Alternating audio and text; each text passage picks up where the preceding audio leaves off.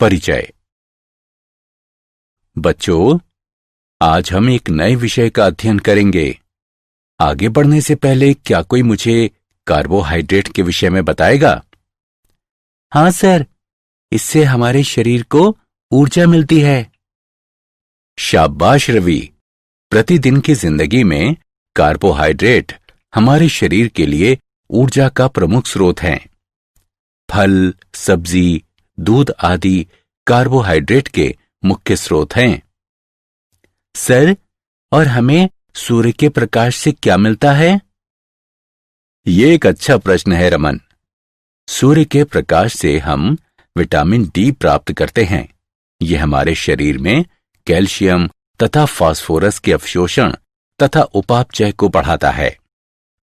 Sir, यदि हमारे शरीर को विटामिन डी नहीं मिलेगी तो क्या होगा? रमन, विटामिन डी की कमी से अनेक गंभीर रोग जैसे रिकेट्स, मोटापा, हृदय के रोग या उच्च रक्तचाप हो सकता है। बच्चों, आज हम जैव अणु अध्याय में इन सभी विषयों का अध्ययन करेंगे।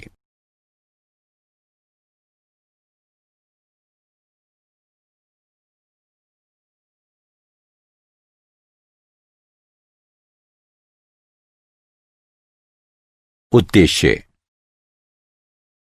इस पाठ के अंत में आप निम्न करने में सक्षम हो जाएंगे: जैव अणु को परिभाषित करना, कार्बोहाइड्रेट्स का वर्णन करना, कार्बोहाइड्रेट का वर्गीकरण करना, प्रोटीनों की व्याख्या करना, एमिनो अम्लों का वर्गीकरण करना, प्रोटीनों की संरचना को जानना, एंजाइम को परिभाषित करना, विटामिनों के बारे में जानना, विटामिनों तथा उनकी कमी से होने वाले रोगों का वर्गीकरण करना और न्यूक्लिक अम्ल की संरचना की व्याख्या करना।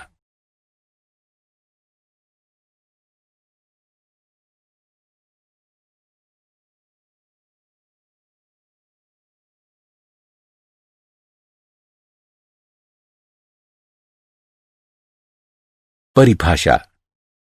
जैव रसायन विज्ञान की वो शाखा है जिसके अंतर्गत जीवों के रासायनिक संगठन तथा उनकी संरचना और उनके अंदर होने वाले विभिन्न रासायनिक परिवर्तनों का अध्ययन किया जाता है।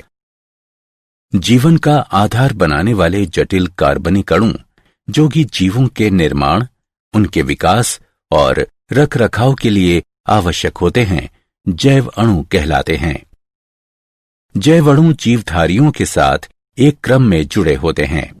जीवधारी, अंग, ऊतक, कोशिका, अंगक तथा जैव अणु। कोशिका। कोशिका जीवन की एक मौलिक इकाई है। ये इतनी सूक्ष्म यानी छोटी होती है कि इसे नग्न आंखों से नहीं देखा जा सकता है, अतः इन्हें देखने के लिए सूक्ष्मदर्शी का प्रयोग किया जाता है। कोशिकाएं जीवन के लिए आवश्यक रसायनों के पैकेट हैं। कोशिका में वृद्धि करने तथा विभक्त होकर नई कोशिकाओं के निर्माण करने की क्षमता होती है। ये संतति कोशिकाएं आगे चलकर विभक्त होकर नई कोशिकाओं को उत्पन्न करती हैं। कोशिकाएं परस्पर जुड़कर ऊतकों का निर्माण करती हैं। ऊतक परस्पर मिलकर अंगों का निर्माण करते हैं और अंग परस्पर मिलकर जीवों का निर्माण करते हैं। एक जीवित कोशिका में 50 तत्व शामिल होते हैं। एक जीवित कोशिका में सबसे प्रचुर मात्रा में मिलने वाला पदार्थ जल होता है, जो कि कोशिका का कुल 70% भार बनाता है। जल के अतिरिक्त कोशिका में बड़ी संख्या में कार्बन यौगिक पाए जाते हैं। कार्बोहाइड्रेट। कार्बोहाइड्रेट यौगिकों जैसे glucose, fructose, sucrose, starch, cellulose आदि की एक महत्वपूर्ण श्रेणी का निर्माण करते हैं, जो कि हमारे प्रतिदिन के क्रियाकलापों में एक महत्वपूर्ण भूमिका निभाते हैं। कार्बोहाइड्रेटों को पॉलीहाइड्रोक्सी एल्डिहाइड अथवा कीटोन या उन यौगिकों के रूप में परिभाषित किया जा सकता है जो उन्हें जल अपघटित कर सकते हैं। इन्हें सैकेराइड्स के नाम से भी जाना जाता है। ये हमारे भोजन का सर्वश्रेष्ठ स्रोत हैं। ये मुख्यतः पौधों से उत्पन्न होते हैं। सामान्य सूत्र CxH2O Y वाले यौगिकों को कार्बोहाइड्रेट नाम दिया गया था।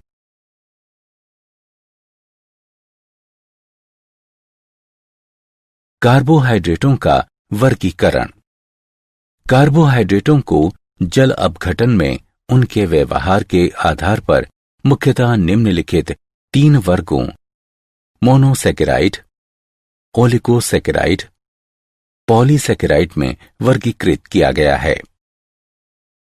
मोनोसैकेराइड ये ऐसे सरल कार्बोहाइड्रेट होते हैं जिनका जल अपघटन नहीं किया जा सकता है तथा ये सरलतम कार्बोहाइड्रेट ही रहते हैं। उदाहरण ग्लूकोज, फ्रक्टोज।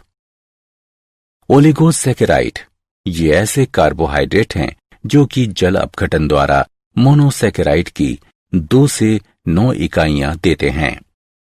इनकी उपश्रेणियां होती हैं जो कि एक निश्चित ओलिगोसैकेराइड के जल अपघटन द्वारा निर्मित मोनोसैकेराइड इकाइयों की वास्तविक संख्या पर निर्भर करती हैं। डाइसैकेराइड के जल अपघटन से मोनोसैकेराइड की 2 इकाइयां प्राप्त होती हैं। उदाहरण माल्टोज, सुक्रोज। ट्राइसैकेराइड के जल अपघटन से मोनोसैकेराइड की 3 इकाइयां प्राप्त होती हैं। उदाहरण रैफिनोज। टेट्रासैकेराइड के जल अपघटन से मोनोसैकेराइड की 4 इकाइयां प्राप्त होती हैं। उदाहरण स्टेकिलोज। पॉलीसैकेराइड ये ऐसे कार्बोहाइड्रेट हैं जो कि बहुलक अणु होते हैं तथा जिनके जल अपघटन से अनेक संख्या में मोनोसैकेराइड की इकाइयां प्राप्त होती हैं। उदाहरण स्टार्च, ग्लाइकोजन तथा सेल्यूलोज।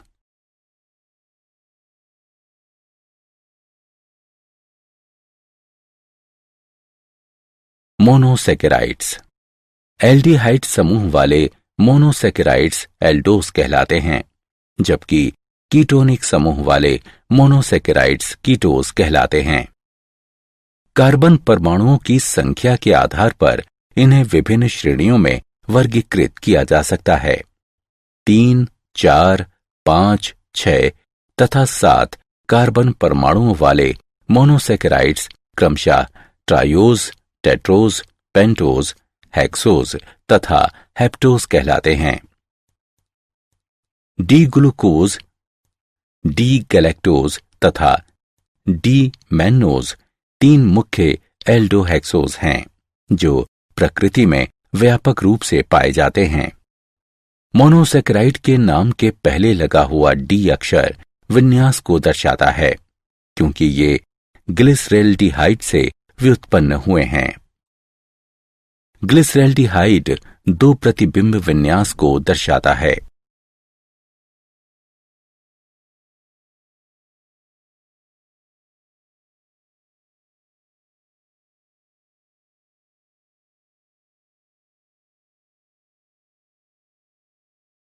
Glucose C6H12O6। ग्लूकोज प्रकृति में मुक्त अथवा संयुक्त अवस्था में पाया जाता है। मुक्त अवस्था में ये मीठे फलों तथा शहद में उपस्थित होता है। पके हुए अंगूरों में 20% से अधिक ग्लूकोज पाया जाता है। संयुक्त अवस्था में ग्लूकोज डाइसैकेराइड तथा पॉलीसैकेराइड में पाया जाता है। जल अपघटन पर माल्टोज तथा स्टार्च ग्लूकोज उत्पन्न करते हैं। ग्लूकोज को बनाने की विधियां निम्न हैं। इक्षु शर्करा के जल अपघटन द्वारा ये अल्कोहल की उपस्थिति में तनु हाइड्रोक्लोरिक अम्ल के प्रयोग द्वारा इक्षु शर्करा के जल अपघटन से बनाया जा सकता है। ग्लूकोज तथा फ्रक्टोज दोनों समान मात्रा में निर्मित होते हैं। ग्लूकोज फ्रक्टोज की तुलना में इथाइल अल्कोहल में कम घुलनशील होता है, अतः ये क्रिस्टलों के रूप में निकलता है। स्टार्च के जल अपघटन द्वारा औद्योगिक स्तर पर ग्लूकोज को स्टार्च के जल अपघटन से प्राप्त किया जाता है। इसके लिए स्टार्च को तनु सल्फ्यूरिक अम्ल के साथ 393 केल्विन और 2 से 3 बार ताप पर क्वथन किया जाता है।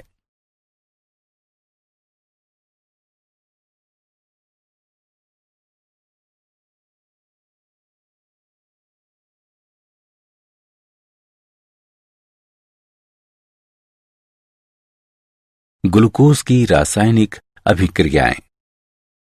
ग्लूकोज की खुली श्रृंखला संरचना में एक एल्डिहाइड समूह, एक प्राथमिक एल्कोहलिक समूह और 4 द्वितीयक एल्कोहलिक समूह पाए जाते हैं। ग्लूकोज हाइड्रोजन साइनाइड के साथ संयोग करके ग्लूकोज साइनोहाइड्रिन का निर्माण करता है। ग्लूकोज हाइड्रोक्सिल एमीन के साथ अभिक्रिया करने पर एक ऑक्सिम जैसे एल्डिहाइड देता है। ग्लूकोज फिनाइल हाइड्राजीन के साथ अभिक्रिया करके फिनाइल हाइड्राजोन देता है। ग्लूकोज एसिटिक एनहाइड्राइड के साथ अभिक्रिया करके पेंटा एसीटेट बनाता है, जो ग्लूकोज में 5 OH समूहों की उपस्थिति की पुष्टि करता है। दुर्बल ऑक्सीकरण कर्मक द्वारा ग्लूकोज ऑक्सीकृत होकर ग्लूकोनिक अम्ल का निर्माण करता है। सुदृढ़ ऑक्सीकरण कर्मक द्वारा ग्लूकोज ऑक्सीकृत होकर ग्लूकेरिक अम्ल का निर्माण करता है। सोडियम अमलगम के साथ अपचयन करके ग्लूकोज सार्बिटाल एक हेक्साहाइड्रिक अल्कोहल में अपचयित हो जाता है। जब ग्लूकोज तनुक्षारीय विलयन के साथ अभिक्रिया करता है, तब ये उत्क्रमणीय समावयवीकरण से होकर गुजरता है तथा डी ग्लूकोज, डी मैनोज तथा डी फ्रक्टोज का साम्य मिश्रण बनाता है। ये टॉलिन अभिकर्मक, फेलिंग विलयन तथा बेनेडिक्ट विलयन को अपचयित करता है। ग्लूकोज की चक्रीय संरचना। कुछ साक्ष्य ये संकेत करते हैं कि डी ग्लूकोज की विवृत श्रृंखला संरचना साम्यावस्था में प्राथमिक रूप से 2 चक्रीय रूपों के साथ पाई जाती है। ये अनेक अभिक्रियाएं CHO समूह की अनुपस्थिति को दर्शाती हैं। ग्लूकोज 2 भिन्न क्रिस्टलीय रूपों में पाया जाता है, जिन्हें अल्फा तथा बीटा कहते हैं। ग्लूकोज का अल्फा रूप गलनांक 303 केल्विन, इसके सांद्र विलयन से 303 केल्विन ताप पर क्रिस्टलीकरण द्वारा प्राप्त किया जाता है, जबकि ग्लूकोज का बीटा रूप गलनांक 373 केल्विन पर ग्लूकोज के गर्म एवं संतृप्त विलयन से इसके क्रिस्टलीकरण से प्राप्त किया जाता है। ये परिवर्ती ध्रुवण घूर्णन को दर्शाती है। एक ध्रुवण घूर्णक यौगिक के विशेष घूर्णन का साम्यावस्था में परिवर्तन होना परिवर्ती ध्रुवण घूर्णन कहलाता है। यह परीक्षण इस तथ्य को दर्शाता है कि शर्कराएं साधारणतः चक्रीय हेमी एसिटेल या हेमिकीटल संरचनाओं के रूप में पाई जाती हैं तथा केवल बहुत कम अणु ही विवृत श्रृंखला संरचना में पाए जाते हैं। हावर्त संरचनाएं। चक्रीयकरण के परिणाम स्वरूप एनोमेरिक कार्बन असम्मित हो जाता है तथा फिशर प्रक्षेप में नवीन निर्मित OH समूह या तो बाईं तरफ अथवा दाईं तरफ पाया जाता है। इसके परिणाम स्वरूप 2 समावयवी बनते हैं। ऐसे समावयवी जिनमें हाइड्रोक्सिल समूह C1 के दाईं तरफ स्थित होता है, अल्फा डी समावयवी कहलाते हैं। ऐसे समावयवी जिनमें हाइड्रोक्सिल समूह C1 के बाईं तरफ स्थित होता है, बीटा डी समावयवी कहलाते हैं। हावर्त संरचना में वलय यानी रिंग के निचले मोटे किनारे यानी सिरे पर्यवेक्षक के सबसे पास होते हैं। फिशर प्रक्षेप में दाईं तरफ वाले समूह हावर्त संरचना में वलय यानी रिंग की सतह के नीचे लिखे होते हैं। फिशर प्रक्षेप में बाईं तरफ वाले समूह हावर्त संरचना में वलय यानी रिंग की सतह के ऊपर लिखे होते हैं। फ्रक्टोज। फ्रक्टोज पौधों में पाया जाने वाला एक सरल मोनोसेकेराइड है। ग्लूकोज तथा ग्लैक्टोज के साथ ये 3 खाद्य मोनोसेकेराइडों में से एक है, जो कि पाचन के दौरान सीधे ही रुधिर धारा में अवशोषित हो जाते हैं। पके हुए फलों के रसों तथा शहद में ये ग्लूकोज के साथ पाया जाता है। ये लेव्युलोज भी कहलाता है, क्योंकि प्राकृतिक फ्रक्टोज लेवोरोटेटरी होता है। संयुक्त अवस्था में ये सुक्रोज तथा इन्युलिन नामक पॉलीसेकेराइड में पाया जाता है। औद्योगिक स्तर पर ये तनु सल्फ्यूरिक अम्ल से इन्युलिन के जल अपघटन द्वारा बनाया जाता है।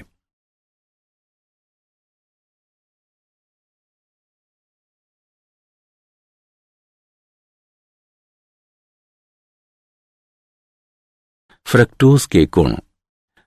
फ्रक्टोज के मुख्य गुण निम्नलिखित हैं।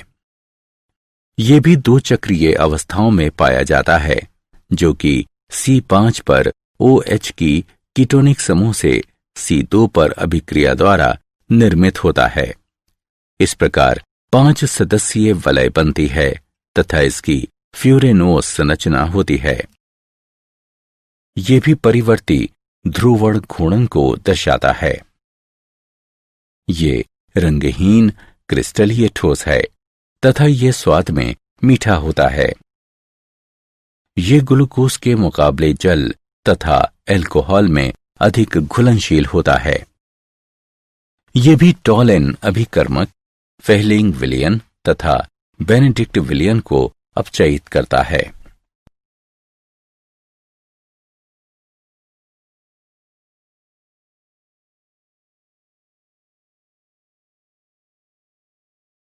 डाइसेकेराइड। ऐसे कार्बोहाइड्रेट जो कि जल अपघटन पर मोनोसेकेराइड की 2 इकाइयां देते हैं, डाइसेकेराइड कहलाते हैं। उदाहरण के लिए जल अपघटन पर सुक्रोज, अल्फा डी, ग्लूकोज तथा बीटा डी फ्रक्टोज देता है। इसका अर्थ यह है कि डाइसेकेराइड मोनोसेकेराइड की 2 इकाइयों के संघनन अभिक्रिया द्वारा बने होते हैं। मोनोसेकेराइड के हेमी एसिटल जल के अणु के निष्कासन के साथ संघनित हो जाते हैं। ऐसे आबंध जो कि 2 मोनोसेकेराइड इकाइयों को परस्पर जोड़ते हैं, ग्लाइकोसाइडिक बंध कहलाते हैं। सभी डाइसेकेराइड क्रिस्टलीय ठोस तथा जल में घुलनशील होते हैं। ये 2 श्रेणियों में बटे होते हैं। अपचायी शर्करा। यदि किसी मोनोसेकेराइड इकाई का अपचायी केंद्र मुक्त होता है तो डाइसेकेराइड शर्करा अपचायी होती है तथा अनअपचायी शर्करा। यदि 2 मोनोसेकेराइड इकाइयां अपने कार्बोनिल समूह द्वारा परस्पर जुड़ी होती हैं तो डाइसेकेराइड शर्करा अनअपचायी होती है।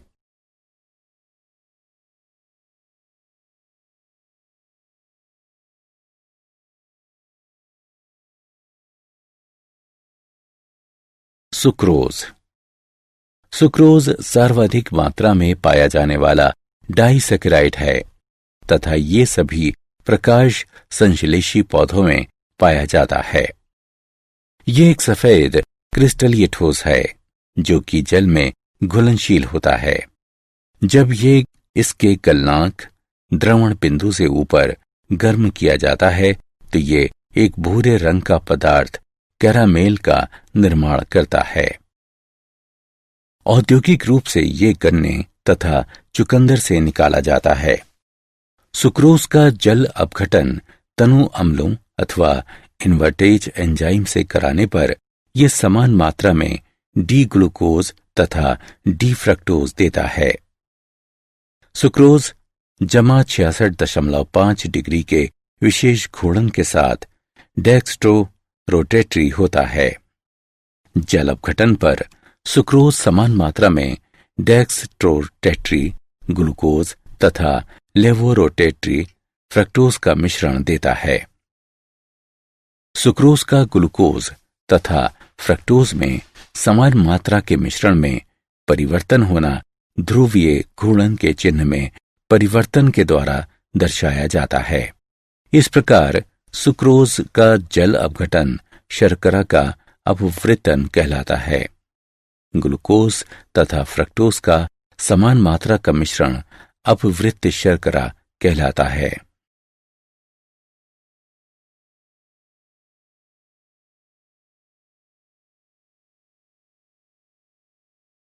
माल्टोज जब डाइएस्टेज एंजाइम द्वारा स्टार्च का जल अपघटन किया जाता है तो उत्पाद के रूप में माल्टोज बनता है। तनु अम्लों के साथ माल्टोज के 1 मोल का जल अपघटन करने पर डी ग्लूकोज के 2 मोल बनते हैं। माल्टोज एक अपचायी शर्करा है। माल्टोज में 2 डी ग्लूकोज इकाइयां परस्पर अल्फा ग्लाइकोसाइडिक बंध द्वारा जुड़ी होती हैं, जिसमें एक ग्लूकोज इकाई का C1 अन्य इकाई के C4 से जुड़ा होता है। ये स्वाद में मीठा होता है तथा ये प्रकृति में मुक्त अवस्था में नहीं पाया जाता है।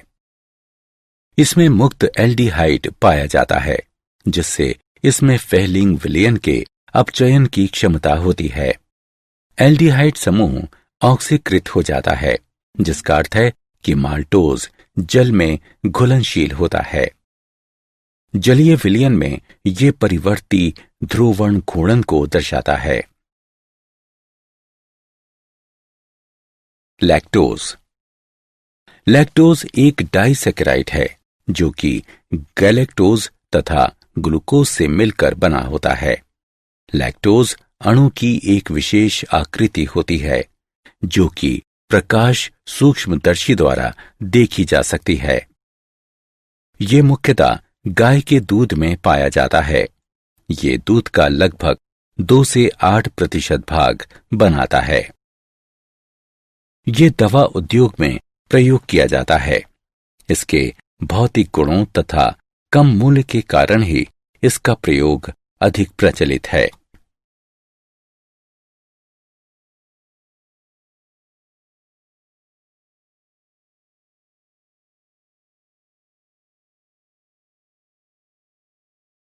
पॉलीसैकेराइड पॉलीसैकेराइड मोनोसैकेराइड के बहुलक होते हैं जो कि परस्पर ग्लाइकोसाइडिक बंध द्वारा जुड़े होते हैं।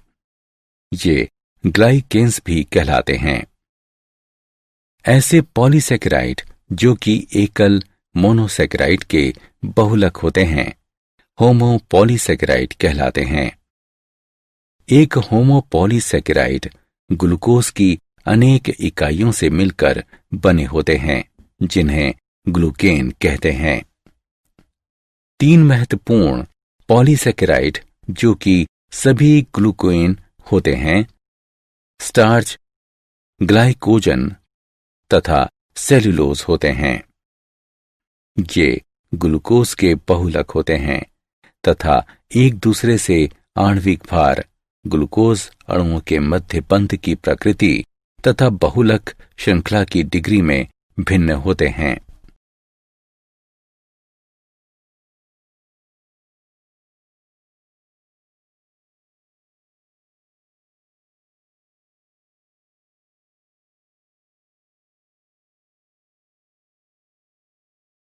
स्टार्च ये एक सफेद पाउडर होता है जो कि जल में आंशिक रूप से घुलनशील होता है।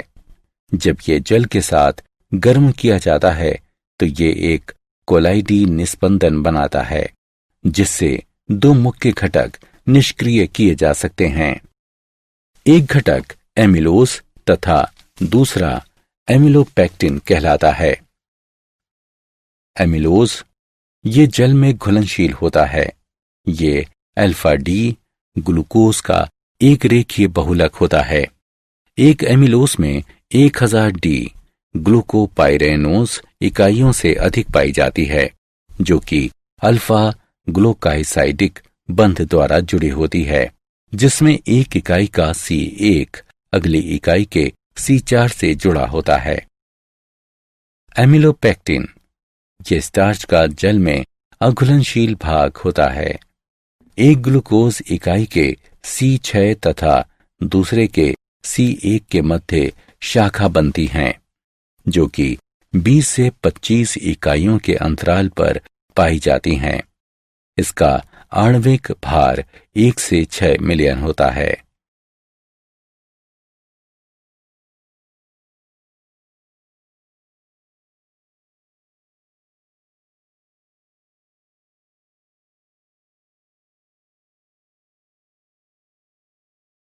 सेल्यूलोज। सेल्यूलोज डी ग्लूकोज इकाइयों का एक रेखीय बहुलक है, जो कि बीटा ग्लाइकोसाइडिक बंध द्वारा जुड़े होते हैं। श्रृंखलाएं निकटवर्ती रज्जुकों की ग्लूकोज इकाइयों के मध्य पाए जाने वाले हाइड्रोजन बंधुओं द्वारा जुड़ी रहती हैं। श्रृंखलाओं का विन्यास बंडलों का निर्माण करता है, जो कि इसकी संरचना को उभार प्रदान करता है। सेल्यूलोज डी ग्लूकोज इकाइयों के संघनन से भी बनता है। ये टॉलिन अभिकर्मक या फेलिंग विलयन को अपचयित नहीं करता है। यीस्ट के द्वारा इसका किण्वन नहीं होता है। ये आसानी से जल अपघटित नहीं हो सकता है। दाब में जब ये तनु सल्फ्यूरिक अम्ल के साथ गर्म किया जाता है तो ये जल अपघटित होकर डी ग्लूकोज देता है। ग्लाइकोजन। ग्लाइकोजन एक बहुशाखित पॉलीसेकेराइड है, जो कि जंतुओं तथा कवक में संचित ऊर्जा के रूप में कार्य करता है। मनुष्य में ये प्राथमिक रूप से यकृत तथा पेशियों की कोशिकाओं में बनता तथा संचित होता है तथा लंबे समय तक द्वितीयक ऊर्जा संचार के रूप में कार्य करता है। ये ग्लूकोज का एक बहुलक है, जो कि 1,4 ग्लाइकोसाइडिक बंध द्वारा जुड़े होते हैं। ये एक सफेद पाउडर है जो कि जल में घुलनशील होता है। ये आयोडीन के साथ बैंगनी रंग देता है। ग्लाइकोजन का आणविक भार बहुत अधिक होता है, जो कि 2 गुणा 10 की घात 5 से 10 की घात 8 तक होता है। ये लगभग सभी मानव ऊतकों में पाया जाता है। ये यकृत में संचित होता है। जब शरीर को ग्लूकोज की आवश्यकता होती है तो एंजाइम ग्लाइकोजन को ग्लूकोज में तोड़ देते हैं।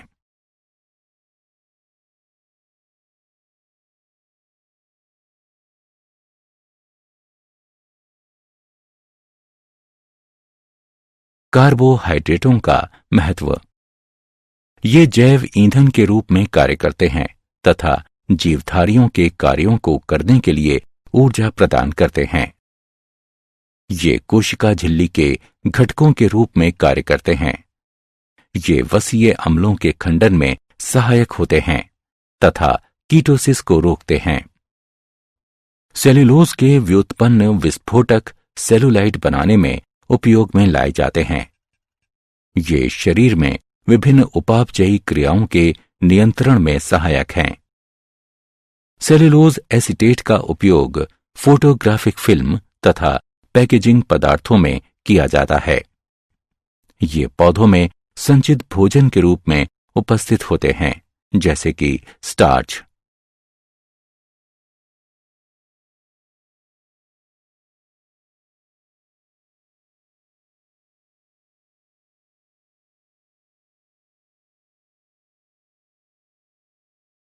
प्रोटीन।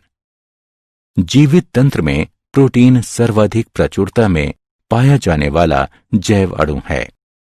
प्रोटीन के मुख्य स्रोत दूध, दालें, पनीर, मूंगफली, मछली, मांस आदि हैं।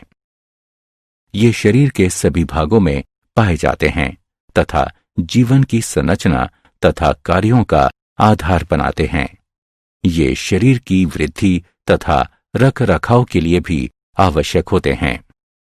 प्रोटीन सजीवों के अंदर विभिन्न कार्यों को प्रतिपादित करते हैं। इन कार्यों के अंतर्गत उपापचयी अभिक्रियाओं का उत्प्रेरण करना, डीएनए का प्रतिकृतिकरण, उद्दीपनों के प्रति अनुक्रिया करना तथा अणुओं का एक स्थान से दूसरे स्थान तक परिवहन करना आदि शामिल हैं।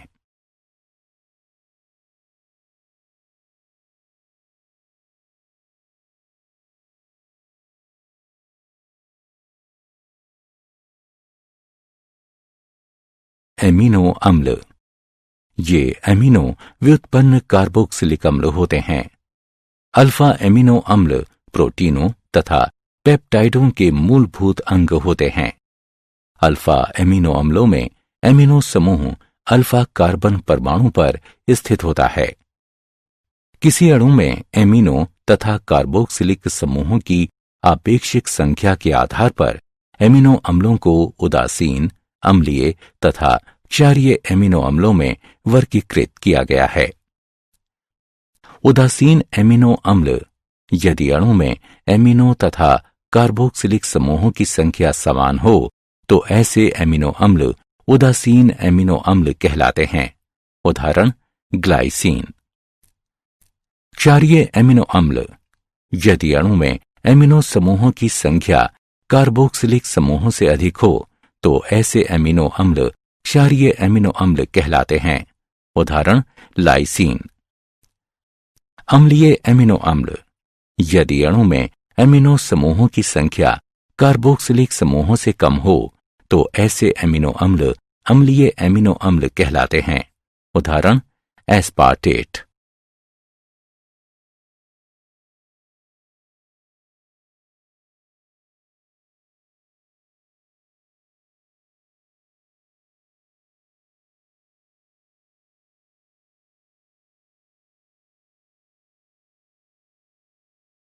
आवश्यक तथा अनावश्यक एमिनो अम्ल।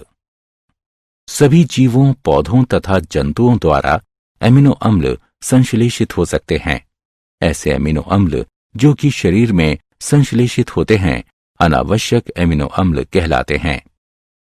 कई जंतु ऐसे एमिनो अम्ल का संश्लेषण करने में असमर्थ होते हैं जो कि उनकी प्रोटीनों के लिए आवश्यक होते हैं। ऐसे एमिनो अम्ल जो कि शरीर में संश्लेषित नहीं हो सकते हैं तथा भोजन द्वारा ही ग्रहण किए जा सकते हैं, आवश्यक एमिनो अम्ल कहलाते हैं। एक वयस्क मानव के लिए 10 आवश्यक एमिनो अम्ल होते हैं। भोजन में आवश्यक एमिनो अम्लों की कमी से रोग हो सकते हैं, जैसे कि क्वाशियोरकॉर।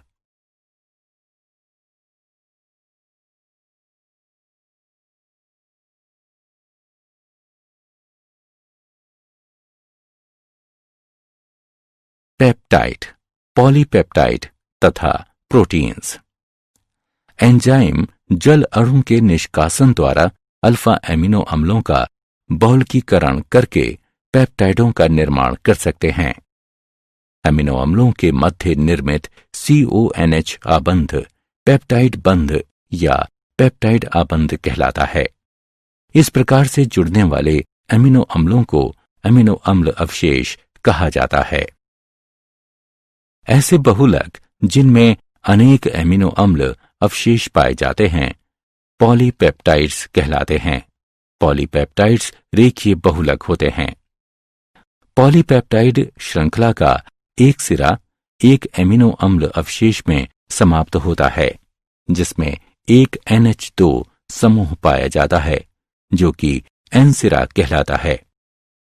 एमिनो अम्ल अवशेष में दूसरा सिरे पर COOH समूह पाया जाता है जो कि C सिरा कहलाता है। प्रोटीन्स ऐसे अणु होते हैं जिनमें एक या अधिक पॉलीपेप्टाइड श्रृंखलाएं पाई जाती हैं तथा आणविक द्रव्यमान 10,000 से अधिक होता है। एक पेप्टाइड में बंधों का एक विशेष होता है जो कि एमिनो अम्ल क्रम कहलाता है। एमिनो अम्ल क्रम उस एमिनो अम्ल के 3 अक्षरों द्वारा विशेषीकृत होता है। ये अक्षर परस्पर हाइफन द्वारा जुड़े होते हैं।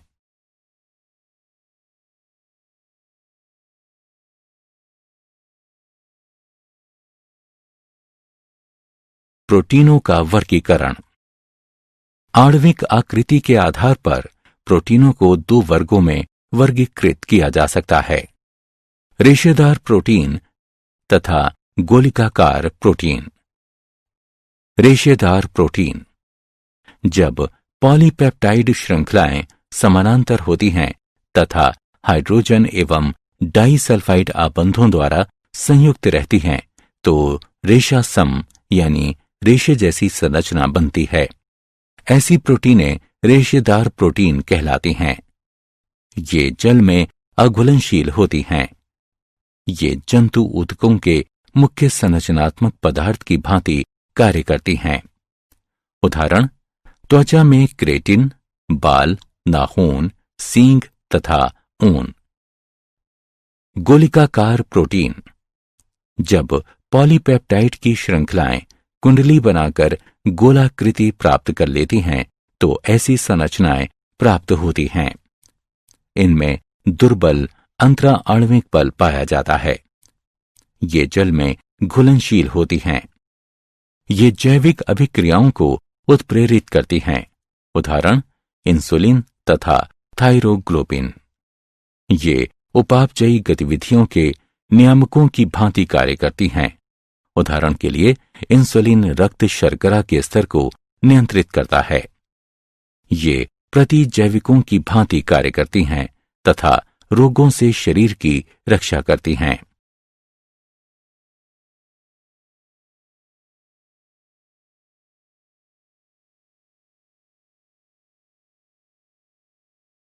प्रोटीन की संरचनाएं। प्रोटीन की संरचनाएं कुछ जटिल होती हैं। प्रोटीन की संरचनाओं को 4 स्तरों पर रखा गया है: प्राथमिक, द्वितीयक, तृतीयक तथा चतुष्क संरचनाएं। प्राथमिक संरचना। किसी प्रोटीन में विभिन्न एमिनो अम्लों के व्यवस्थित होने का क्रम प्रोटीन की प्राथमिक संरचना कहलाती है। एमिनो अम्लों के क्रम में कोई भी परिवर्तन होने पर अन्य प्रोटीन का निर्माण होता है जो कि जैविक कार्यों को भी बदल देते हैं। द्वितीयक संरचना। किसी प्रोटीन की द्वितीयक संरचना का संबंध उस आकृति से है जिसमें पॉलीपेप्टाइड श्रृंखला विद्यमान होती है।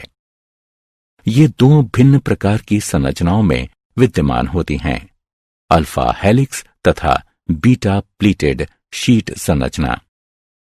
अल्फा हेलिक्स संरचना पॉलीपेप्टाइड श्रृंखलाओं के नियमित कुंडलन, जो कि अंतरा आणविक बंधों द्वारा स्थापित होता है, उसके परिणाम स्वरूप बनती है।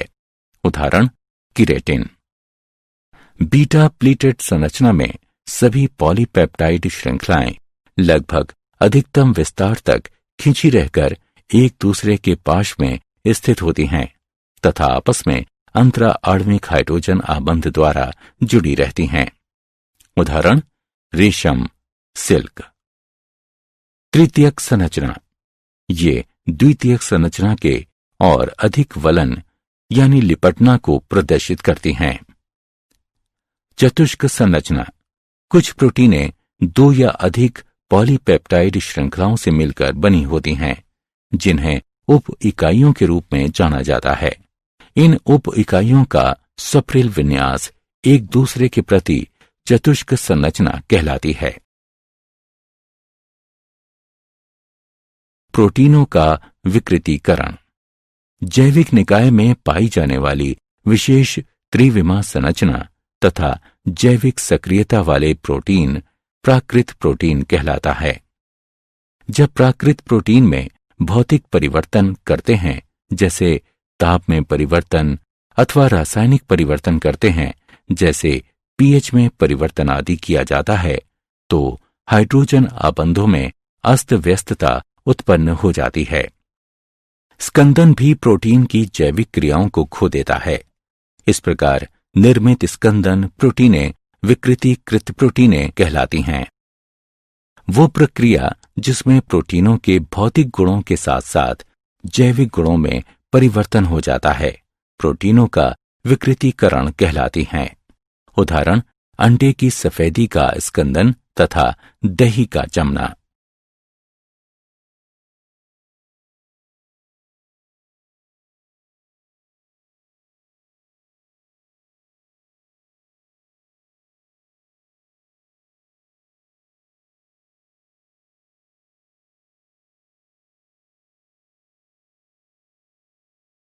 एंजाइम।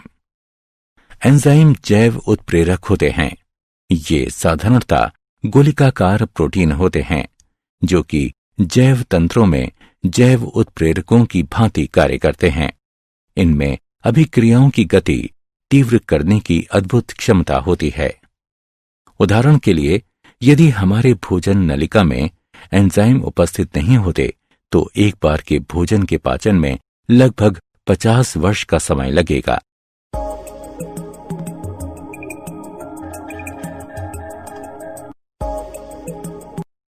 एंजाइमों के कुछ सामान्य तथा महत्वपूर्ण गुण निम्न हैं। एंजाइम किसी विशेष अभिक्रिया अथवा विशेष क्रियाधार के लिए विशिष्ट होते हैं। एंजाइम अनुत्प्रेरकीय अभिक्रिया की गति को अत्यधिक बढ़ा देती है। एक अनुकूल पीएच तथा 310 केल्विन तापमान पर इनकी क्रियाशीलता सर्वाधिक होती है। यहां तक कि एंजाइम की बहुत कम मात्रा भी एक अभिक्रिया की गति को बढ़ा देती है।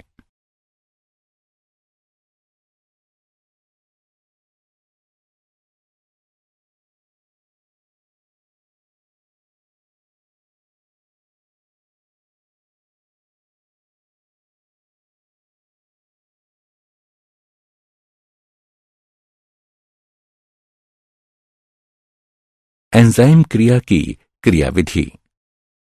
क्रियाधार अणु एंजाइम की सतह पर उपस्थित सक्रिय स्थानों यानी एक्टिव साइटों से जुड़ता है। सक्रिय स्थानों की आकृति इस प्रकार की होती है कि केवल क्रियाधार ही उसमें सही से जुड़ पाता है, जैसे कि एक ताला तथा चाबी। इस प्रकार के विशेष संयोजन द्वारा एंजाइम क्रियाधार कॉम्प्लेक्स का निर्माण होता है। एंजाइम अभिक्रिया की सक्रियण ऊर्जा को कम कर देते हैं। उदाहरणार्थ, सुक्रोज के अम्लीय जल अपघटन के लिए सक्रियण ऊर्जा 6.22 किलो जूल प्रति मोल है, जबकि सुक्रेज एंजाइम द्वारा जल अपघटित होता है तो सक्रियण ऊर्जा केवल 2.15 जूल प्रति मोल होती है।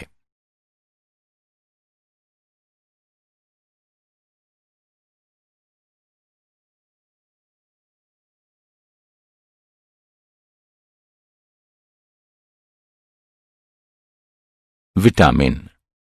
कार्बोहाइड्रेट, प्रोटीन तथा वसा के अतिरिक्त अन्य कार्बनिक यौगिक जो कि सामान्य स्वास्थ्य, वृद्धि तथा पोषण के लिए आवश्यक होते हैं, विटामिन कहलाते हैं।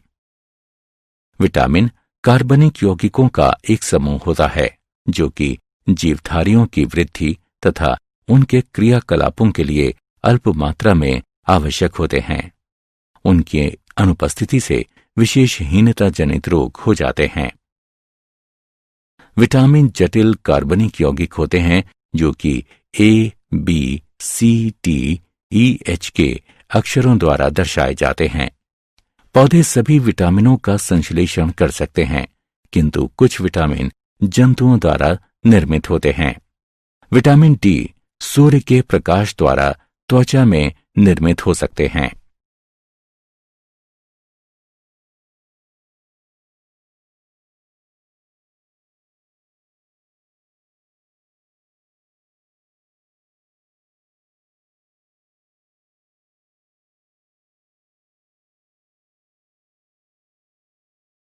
विटामिन, उनके स्रोत तथा हीनता जनित रोग।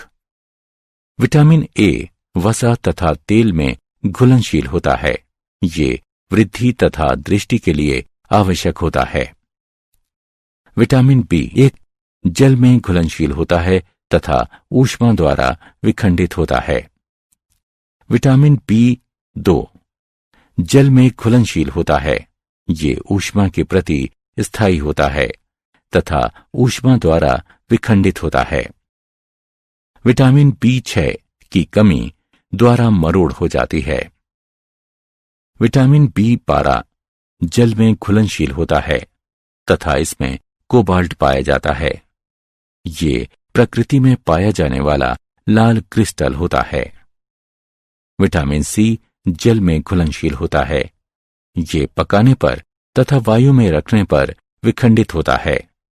ये त्वचा को स्वस्थ बनाए रखता है तथा रोगों के प्रति शरीर की प्रतिरोधक क्षमता को विकसित करने में सहायक है। विटामिन डी वसा में घुलनशील तथा जल में अघुलनशील होता है। ये ऊष्मा तथा ऑक्सीकरण के प्रति स्थायी होता है। विटामिन ई वसा में घुलनशील तथा जल में अघुलनशील होता है। ये ऊष्मा तथा ऑक्सीकरण के प्रति स्थायी होता है। विटामिन एच वसा तथा जल में अघुलनशील होता है। विटामिन के वसा में घुलनशील तथा जल में अघुलनशील होता है। ये ऊष्मा तथा ऑक्सीकरण के प्रति स्थायी होता है।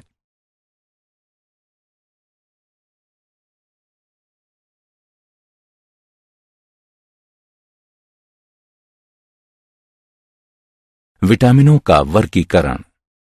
विटामिनों की घुलनशीलता के आधार पर इन्हें दो मुख्य श्रेणियों में वर्गीकृत किया गया है। वसा विलय विटामिन।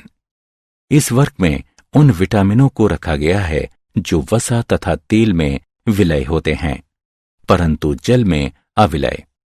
ये विटामिन ए, डी, ई तथा के हैं। ये यकृत तथा एडिपोज यानी वसा संग्रहित करने वाला ऊतक में संग्रहित रहते हैं। इन विटामिनों को अधिक मात्रा में ग्रहण करने पर अधिविटामिनता हो जाती है। जल में विलय विटामिन।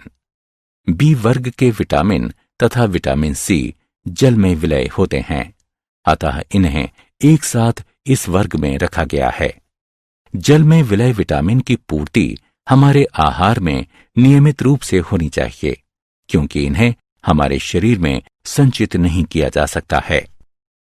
विटामिन एच एक अपवाद है क्योंकि ये जल तथा वसा में अघुलनशील होता है।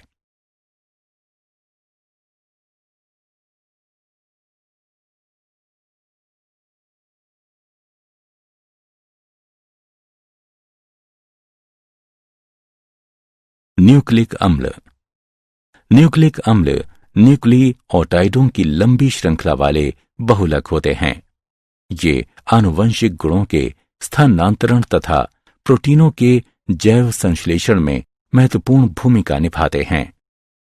न्यूक्लिक अम्ल प्रोटीनों के साथ संयुग्मित होकर न्यूक्लियोप्रोटीन का निर्माण करते हैं।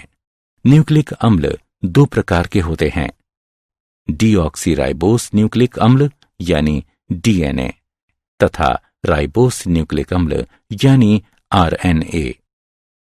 न्यूक्लिक अम्ल में एन युक्त दो प्रकार के विषम चक्रीय क्षारक पाए जाते हैं, प्यूरिन तथा पिरिमिडिन। प्यूरिन क्षारक एडेनिन तथा ग्वानिन प्यूरिन क्षारकों की श्रेणी में आते हैं क्योंकि इनमें प्यूरिन की भांति विषम चक्रीय यौगिक पाए जाते हैं।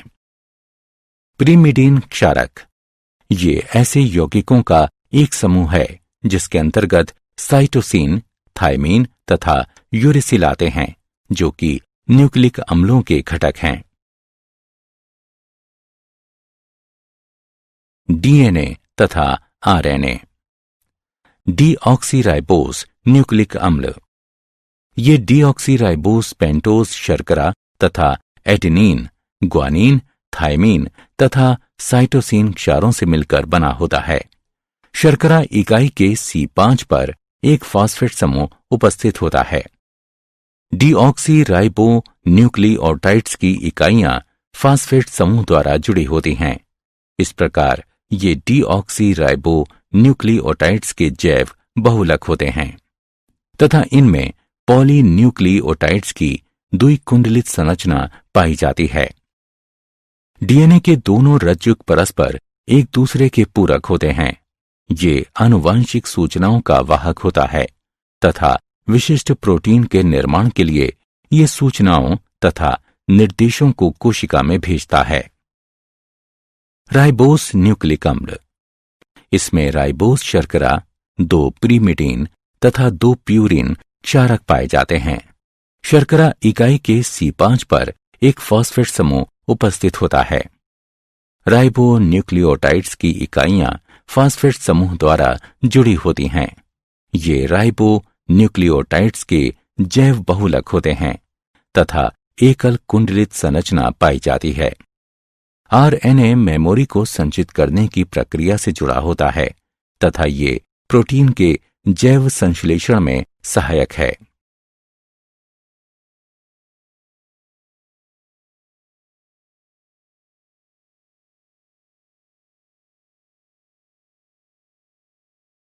न्यूक्लिक अम्लों के जैविक कार्य। आनुवंशिक स्थानांतरण। डीएनए की द्विकुंडलित संरचना जीव की आनुवंशिक सूचनाओं का संग्रह घर होता है। वो प्रक्रिया जिसके द्वारा एक डीएनए अणु कोशिका के केंद्रक में स्वयं दो समान अणुओं का निर्माण करता है, प्रतिकरण कहलाता है। प्रोटीन संश्लेषण। ये प्रोटीन के संश्लेषण में एक महत्वपूर्ण भूमिका निभाता है। ये दो चरणों में पूर्ण होता है। अनुलेखन। डीएनए की एक रज्जुक से आनुवंशिक सूचनाओं का आरएनए में प्रतिलिपिकरण करने की प्रक्रिया को अनुलेखन कहते हैं। स्थानांतरण। स्थानांतरण या रूपांतरण वो प्रक्रिया है जिसमें अमीनो अम्लों के बहुलकन से पॉलीपेप्टाइड का निर्माण होता है। एमिनो अम्लों के क्रम व अनुक्रम दूत आरएनए में पाए जाने वाले क्षारों के अनुक्रम पर निर्भर करता है।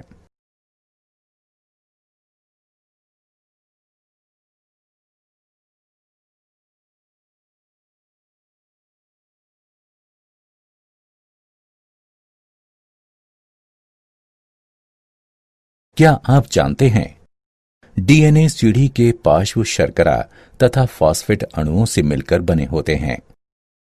हमारा पूरा डीएनए क्रम न्यूयॉर्क शहर की टेलीफोन डायरेक्टरी के 200 से 1000 पृष्ठ भर देगा। रक्त शर्करा स्तर दो हार्मोनों ग्लूकागोन तथा इंसुलिन द्वारा नियंत्रित होते हैं जो कि अग्नाशय द्वारा स्रावित किए जाते हैं।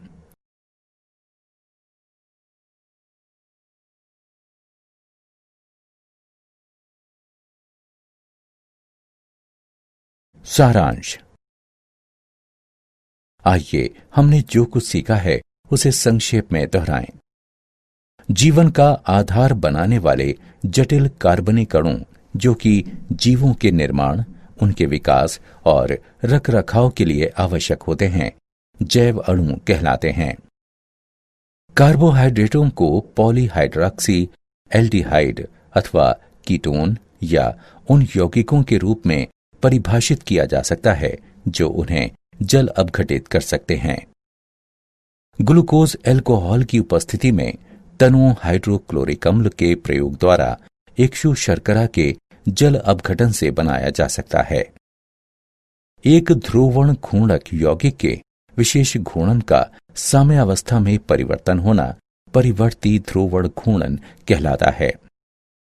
सुक्रोज का ग्लूकोज तथा फ्रक्टोज में समान मात्रा के मिश्रण में परिवर्तित होना ध्रुवीय घूर्णन के चिन्ह में परिवर्तन के द्वारा दर्शाया जाता है। इस प्रकार सुक्रोज का जल अपघटन शर्करा का अपवर्तन कहलाता है।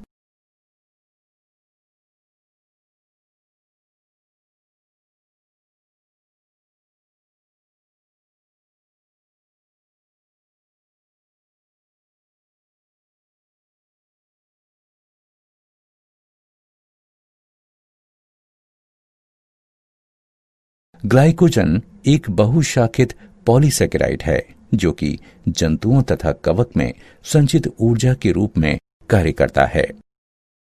कार्बोहाइड्रेट, प्रोटीन तथा वसा के अतिरिक्त अन्य कार्बनिक यौगिक जो कि सामान्य स्वास्थ्य, वृद्धि तथा पोषण के लिए आवश्यक होते हैं, विटामिन कहलाते हैं।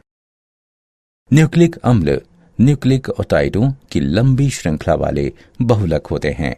ये आनुवांशिक गुणों के स्थानांतरण तथा प्रोटीनों के जैव संश्लेषण में महत्वपूर्ण भूमिका निभाते हैं।